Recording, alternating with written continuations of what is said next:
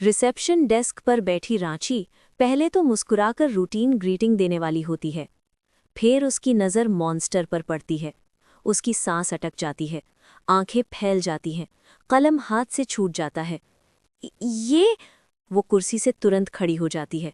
ये बात मुझे अभी गिल्ड मास्टर को बतानी होगी। जैसे ही खबर ऊपर पहुंचती है, गिल्ड मास्टर खुद नीचे उतरता है। हर कदम के साथ पूरा गिल्ड जैसे अपनी सांस रोक लेता है।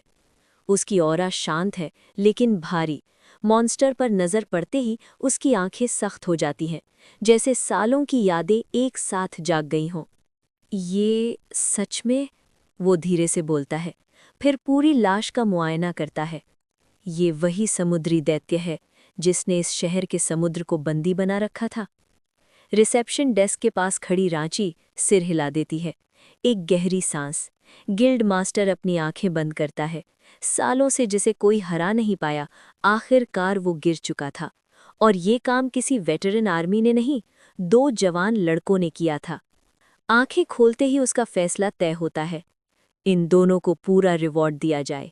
फिर एक पल रुककर सीधी नजर अकितो और कुरेव पर। और मेरे कमरे में बुलाओ। गिल्ड मास्टर का कमरा शांत था। दीवारों पर पुराने कैंपेन्स के निशान, मेडल्स और नक्शों की कहानियां लटक रही थीं। ये कमरा सिर्फ पावर का नहीं, जिम्मेदारी का भी बोझ रखता था। गिल्ड मास्टर कुर्सी पर बैठता है, फिर हल्का सा मुस्कुराता है। तुम दोनों ने जो किया है, वो सिर्फ ताकत का काम नहीं। उसकी आवाज़ गहरी हो जाती है। ये हिम्मत, फैसले और लीडरशिप का सबूत है। वो आगे झुककर बोलता है, इस शहर में रहो, गिल्ड को तुम जैसे लोग चाहिए। तुम यहाँ ऊंचा दर्जा पा सकते हो और बहुत कुछ। अकितो बिना झिझक के जवाब देता है, आवाज़ शांत लेकिन भाव पक्के। हम एस्ट्रा वैली के रहने वाले हैं। फिर एक पल रुककर, मैं वहाँ का गार्डियन हूँ। कुरेव एक कदम आगे बढ़कर बोलता है, और मैं वहाँ का किंग। कमरे में एक पल के लिए खामोशी छा जाती है। Extra valley? गिल्ड मास्टर की भौएं उठ जाती हैं। इस नाम की जगह मैंने पहले कभी नहीं सुनी। अकितो सीधा कहता है, क्योंकि ये नया गांव है। फिर आंखों में आग के साथ, जो हमने खुद बसाया है। पहले तो गिल्ड मास्टर को लगता है जैसे मजाक हो, लेकिन फिर वो उनकी आंखों की गहराई, उनकी पॉस्चर और उस मॉन्स्टर की लाश याद करता है। धीरे धीरे उसके चेहरे पर मुस्कान आ जाती है। अगर तुम जैसे लोग उस जगह का हिस्सा हो, वो धीरे से कहता है, तो वो सिर्फ एक गांव नहीं, वो भविष्य का केंद्र होगा। अकितो आगे बढ़कर बोलता है, हम नए हैं, हमें व्यापार के लिए दूसरे गांव और किंगडम से जुड़ना है। फिर सीधी बात, क्या आप इस रास्ते में हमारी मदद करेंगे? गिल्ड मास्टर एक पल भी नहीं सोचता, वो खड़ा होता है। मैं सिर्फ इस गिल्ड का मास्टर नहीं, इस शहर का चीफ भी हूँ। उसकी आवाज़ में अथॉरिटी गूंजती है। जब भी एस्ट्रा वैली को सहायता चाहिए, मेरे दरवाजे खुले हैं। उसी वक्त दरवाज़ा खुलता है। गिल्ड मास्टर की असिस्टेंट अंदर आती है, रिवॉर्ड के संदूक के साथ। जैसे ही सिक्कों की आवाज़ कमरे में गूंजती है, छां छां छां, उस पल एक बात बिल्कुल साफ हो जाती है। ये सिर्फ इनाम नहीं था, ये एस्ट्रा वैली की दुनिया के दरवाजे पर पहली दस्तक थी। असिस्टेंट रिवॉर्ड के भारी संदूक को आगे बढ़ा देती है। सिक्के एक दूसरे से टकराकर गूंज उठते हैं और ऑफिशियल डॉक्यूमेंट्स पर मोहर लग जाती है। अकितो और कुरेव बस एक नज़र डालते हैं, न कोई शोर, न कोई जज्बाती शब्द। रिवॉर्ड हाथ में आते ही दोनों मुड़ जाते हैं और गिल्ड के दरवाजों से बाहर निकल जाते हैं।